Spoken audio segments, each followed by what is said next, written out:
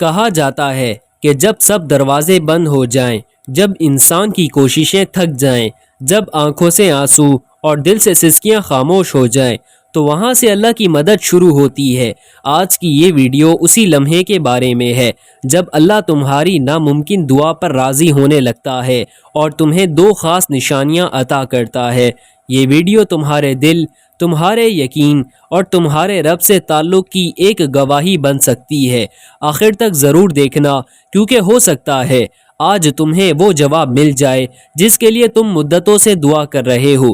کبھی تم نے زندگی کے کسی لمحے میں یہ محسوس کیا کہ تم ایک ایسی دعا مانگ رہے ہو جو ہر لحاظ سے ناممکن لگتی ہے، ایسی دعا جس کے لیے تم نے برسوں راتوں کو آنکھوں سے نیند قربان کی، دل کو صبر کا لباس پہنایا اور ہر بار نئے حوصلے سے رب کی بارگاہ میں ہاتھ اٹھائے، لیکن وقت گزرتا رہا، دعائیں مانگی جاتی رہیں اور جواب صرف خاموشی۔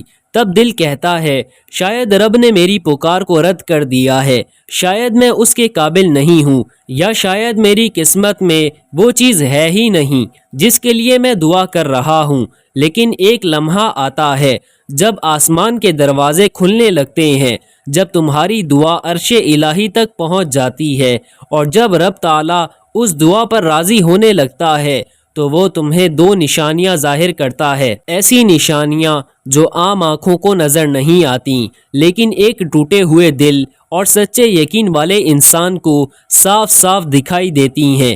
پہلی نشانی کیا ہے؟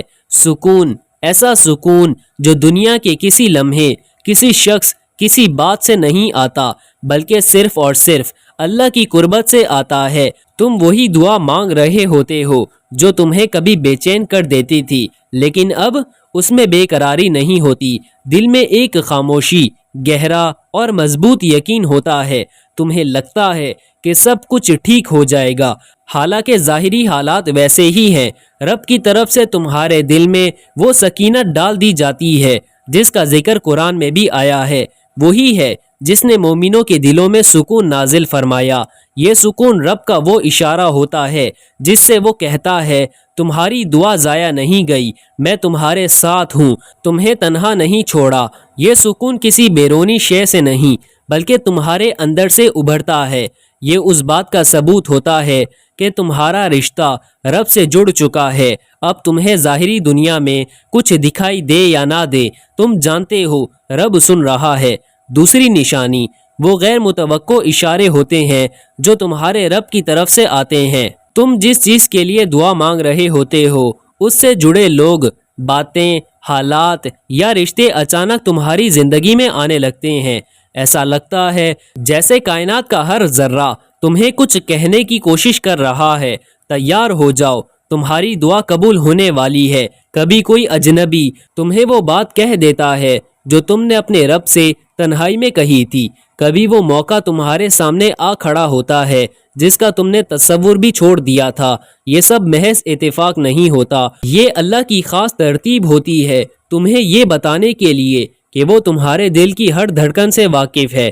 یاد رکھو، اللہ ہر دعا سنتا ہے، لیکن وہ تمہیں اس وقت وہ چیز عطا کرتا ہے جب وہ جانتا ہے کہ تم اس کے لیے تیار ہو چکے ہو۔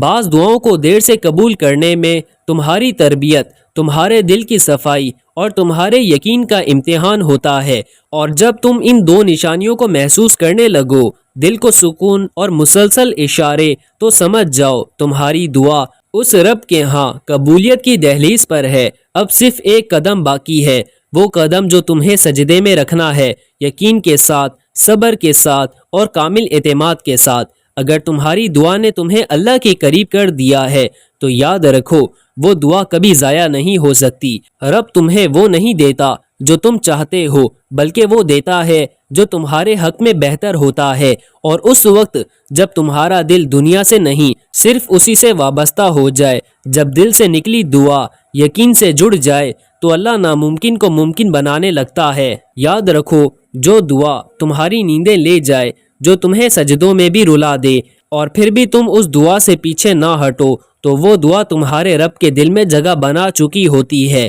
اللہ تمہیں وہی دیتا ہے جو تمہیں اس کے قریب کر دے، اور جب تم وہ دونوں نشانیاں محسوس کرنے لگو، سکون اور اشارے، تو دل سے کہہ دو اے رب مجھے تیری مرضی منظور ہے کیونکہ تیری رضا میں ہی میری کامیابی چھپی ہے۔ اگر یہ ویڈیو تمہارے دل کو چھو گئی ہو تو کسی ایسے شخص کے ساتھ ضرور شیئر کرو جو کسی ناممکن دعا کے سائے میں جی رہا ہے۔